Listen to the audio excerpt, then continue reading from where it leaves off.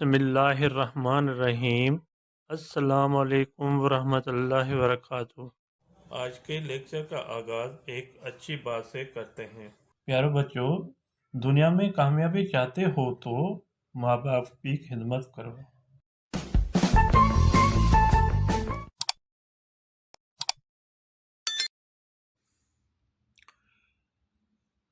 جی student, آج کی topic ہماری ہے حرف ندا، جس کو انگلش میں انٹرجیکشن کہتے ہیں۔ یہ آج پڑھ کر میں آپ لوگوں کو سمجھا دیتا ہوں۔ جو بچہ پہلی مرتبہ ویڈیو دیکھ رہا ہے وہ سبسکرائب اور لائک ضرور کریں، تاکہ آنے والی ویڈیو جو ہیں آپ کے پاس پہلی فرصت پہنچے۔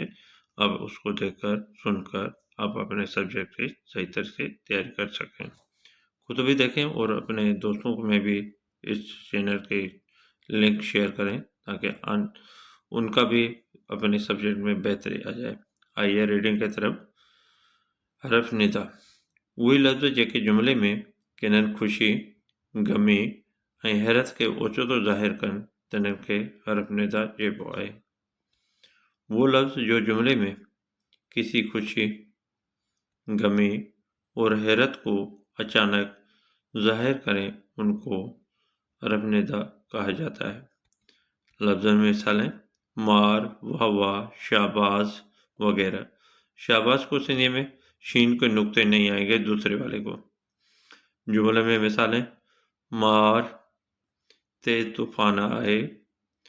مار لفظ جو ہیں یہ آپ کا حرف ندا ہے۔ واہ واہ اساں کھٹیو آئے۔ واہ واہ ہم نے جیتا ہے۔ کھٹیو مانے جیتنے کو کہتے ہیں۔ شاباش احمد سٹھو پڑھیو اتھے۔ شاباش احمد اچھا پڑھا ہے۔ یہاں پہ شین کے میں نے نقطے لگائے تاکہ آپ کو سمجھ میں آ جائے، تو شاباش لفظ ہے۔